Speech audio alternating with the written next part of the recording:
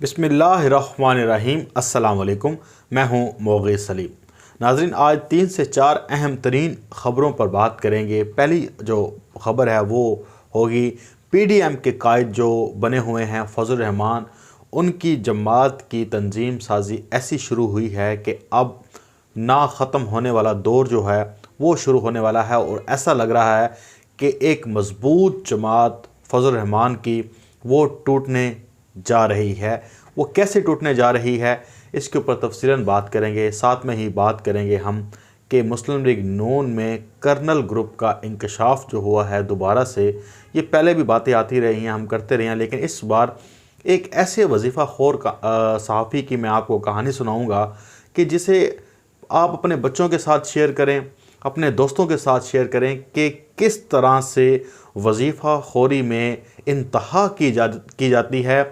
सुहेल वड़ायत ने जो इंतहा की है एक उनके कॉलम में, वो बस आप जब सुनेंगे, जब आपको मैं बताऊंगा, तो फिर आप अपने दिल पे हाथ रख कर बताइएगा कि ये कितनी ज़हनी ग़ुलामी में पहुंच चुके हैं और ग़ुलामी की भी क्या इंतहा होती है। तो वो इंतहा आज आप देखेंगे। इसके साथ साथ इमरान खान साहब का एक बयान है, वो सोशल मीडिया पर बड़ा गर्दिश कर रहा है। उसकी हकीकत क्या है उस पर बात करेंगे। और साथ में ही करीमा बलोच का एक कत्ल हुआ है कनाडा में और इल्ज़ाम ISI पे लगाया जा रहा है। लेकिन ये सारे जो इल्ज़ामात हैं, आपको पता है कि एक ख़ास तबका लगाता है, लेकिन इन इल्ज़ामात की क्या कह सकते हैं कि इनकी जो है इसमें कितना सच्चाई है उस पर बात करेंगे। और साथ में ही नवाज़ शरीफ की वापसी के हवाले से 3-4 रोज़ से बड़ी ख़बरें गर्दिश कर रही हैं और नवाज़ शरीफ ने जो है उनका एक बयान और एक उनका दौरा बताया जा रहा है सऊदी अरब का है। क्या वो वहाँ पे जाना चाहते हैं या नवाज़ शरीफ को वापस लाया जाएगा या नहीं लाया जाएगा। इमरान खान के बयान और शेख रशीद के बयान के बाद तमाम तहरीक इंसाफ और पाकिस्तान के कुछ अहम लोग जो हैं वो हिम्मत हार गए हैं। उन्होंने कहा कि शायद नवाज़ शरीफ को वापस नहीं लाया जा सकता, क्योंकि इमरान खान साहब ने ख़ुद जवाब दे दिया। लेकिन अब बात आगे निकल चुकी है, बात इस पे करेंगे। लेकिन पहले शुरू करते हैं PDM के जो तंजीम साजी हो रही है। बल्कि उससे पहले आर्मी चीफ का LOC का दौरा जो है वो बड़ा अहम था, वो उस पर बात करना अभी ज़रूरी है। क्योंकि आपको पता है कि हमारी सरहदों की हिफाजत जो है वो पाकिस्तान की फ़ौज के ज़िम्मे है।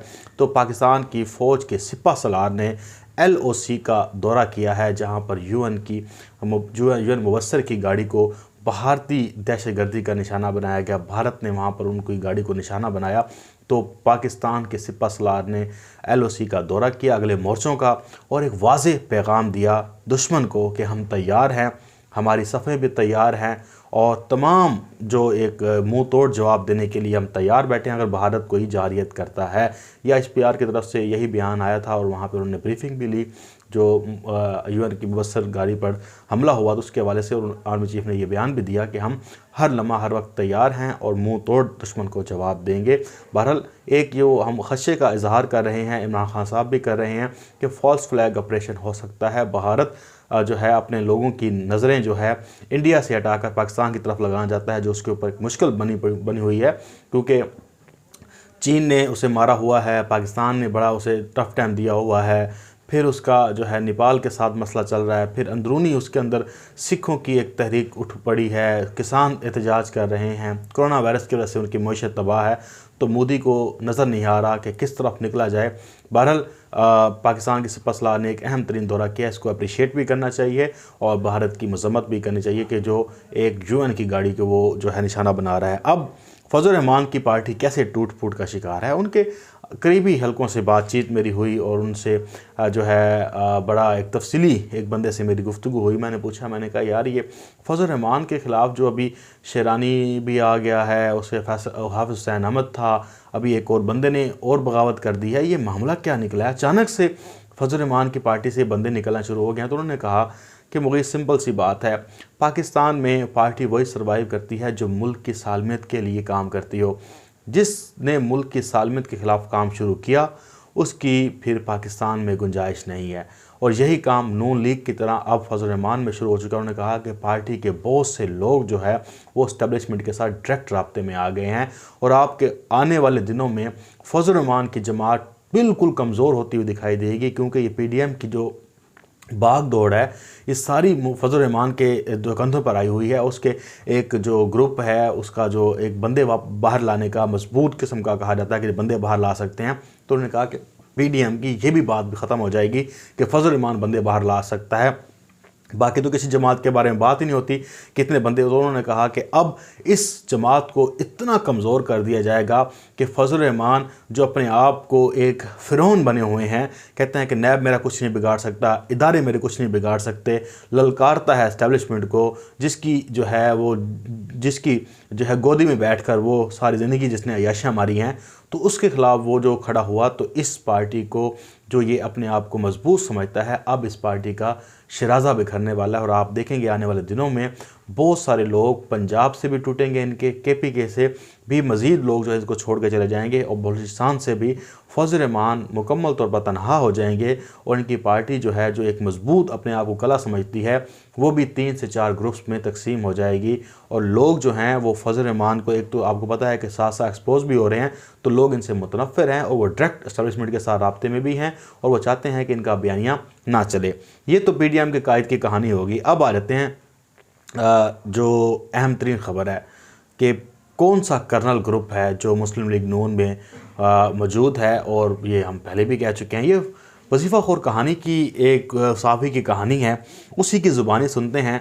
और आप ये अपने दोस्तों को बताइएगा लाजमी कि ये सहाफ़त है, ये सहाफ़त नहीं हो सकती। मेरे अंदाज़े से आपको बताता हूँ कि उनके घर के, उनके बच्चों के किस तरह की तारीफ़ें हो रही हैं।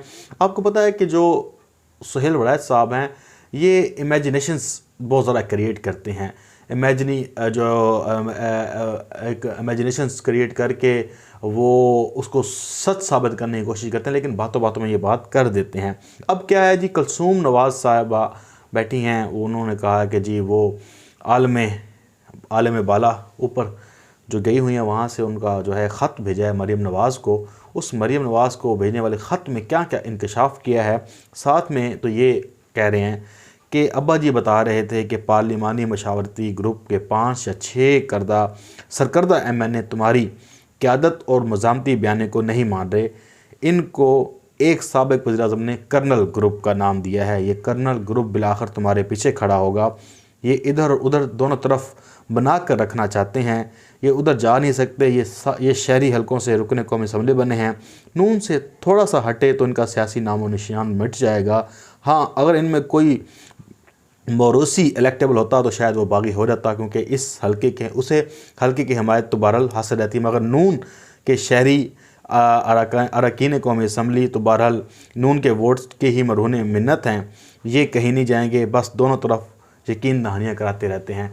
हम जिस ग्रुप की बात करते हैं कि ये एक जो है इनके अंदर टूट फूट वाला है, जैसे पहले मैंने बताया कि जावेद लतीफ़ भी इसका इंकशाफ कर चुका है, और भी हम कहते हैं कि पार्टी के अंदर टूट फूट है, शीन लीग है, नून लीग है, अलग लोग नवाज़ से बयान लेते हैं। इसकी तो वजाहत आपके सामने आ गई, क्योंकि ये इनका वजीफ़ा खोर सहाफ़ी है, वो ख़ुद बता रहा है। अब इनकी जी हजूरी देखें, अब्बा जी ताकीद कर रहे थे सफदर अपनी सेहत का ख्याल रखें, अपनी खुराक आमदोरफ्त पर कंट्रोल रखें। मेरे नवासे जुनैद की हॉर्स राइडिंग कैसे जा रही है, वाह वाह वाह, ये सहाफ़त हो रही है जी। इसकी मंगनी तो सैफुल रहमान कतर वाले की बेटी के साथ हो चुकी है, शादी भी जल्दी कर दो, सियासी बखेड़े चलते रहेंगे, इसकी जिम्मेदारियां निभा दो। मतलब घर के सरबराह बने हुए हैं शरीफ ख़ानदान के। सुहेल वड़ैत साहब मशवरे दे रहे हैं, सुनते जाए मशवरे आप। सियासी बखेड़े चलते रहेंगे, इस जिम्मेदारी को भी निभा दो, क्योंकि कोई ख़त तो जन्नत से या जहन्नम से नहीं आया, या ना आलम अरवाह से आया है, क्योंकि ये ख़त इन्होंने खुद ही क्रिएट किया, खुद ही इमेजिनेशंस बने हुए हैं, खुद ही इमेजिनी वर्ल्ड में रह रहे हैं, और ये अपना बयानिया उन तक पहुँचा रहे हैं। लेकिन किसकी ज़ुबान में? इनकी वालदा की ज़ुबान में। लेकिन इनके सब थॉट्स खुद यही हैं, ये चाहते यही हैं, ये कहना ये चाहते हैं। अच्छा, सियासी बखेड़े चलते रहेंगे, इसकी ज़िम्मेदारी भी निभा दो। बाकी तुम्हारी नवासी की तस्वीर मैंने देखी है, बिल्कुल तुम पर गई है। ये मरियम को कह रहे हैं, मुझे तो वो छोटी सी गुड़िया लगी, बचपन में तुम बिल्कुल वैसी ही गोल मटोल होती थी। बाऊजी को अब्बा जी ने ख़त लिखा है कि सारी तवज्जो अपने इलाज पर रखो, पाकिस्तान वापस जाने की ज़रूरत नहीं है, सोचना भी नहीं। आप भी बाऊजी को यही कहना, आखिर में ये कहना था, सियासत तहम्मुल का काम है, अपना जारहानापन और जज्बातीपन कम करो और बाऊजी की तरह ठंडे दिल व दिमाग से सियासत की गत्थियाँ सुलझाओ। अब ये बाऊजी भी बीच में डाल लिया, मरियम को मशवरे भी दे रहे हैं, फिर ये कह रहे हैं कि नवाज शरीफ को कहना वापस घर नहीं आना, करप्शन जिसने चोर बाजारी लूटा हुआ मुल्क को। इसके अलावा नाज़रीन बहुत कुछ इन्होंने मुलाकात कायद-ए-आज़म की मियाँ शरीफ के साथ मुलाकात भी कराई है, भुट्टो साहब की मुलाकात भी कायद-ए-आज़म के साथ करा दी है, इमरान खान साहब के वालिद का जिक्र भी किया हुआ है। ये पूरा कॉलम है कुलसूम नवाज़ बनाम मरियम नवाज़, ये मेरे पास मोबाइल में है, लेकिन आपने अगर पढ़ना है तो बड़े मज़ेदार है, एंजॉय के लिए आप पढ़ सकते हैं। जंग की वेबसाइट पर कुलसूम नवाज़ बनाम मरियम नवाज़, इनके ट्विटर हैंडल भी पड़ा होगा, जाके एंजॉय करें। इनकी एक जो है ज़हनी कैफियत देखें, ग़ुलामी देखें, किस तरह से ये लोग करते हैं ग़ुलामी। लेकिन जो कर्नल ग्रुप वाली ख़बर है वो मेरे लिए ख़बर थी, क्योंकि हम इसलिए इसको कोट कर रहे हैं कि ये जो वजीफ़ा खोरी में हैं जनाब, ये इस वक्त बहुत आगे हैं। तो इनकी ख़बर आपको पता है कि नून लीग के हवाले से सख्त बुरी हो या अच्छी हो जो भी हो, लेकिन जो पार्टी के अंदर बयानिया है वो नहीं उठा सकते ये लोग भाईजान, वो नहीं उठा सकते, ना नवाज शरीफ का ना मरीम नवाज़ का। एक ना एक दिन इस पार्टी ने टूटना है और इसमें से एक पार्टी और निकलनी है जिसने पाकिस्तान का नारा लगाना है।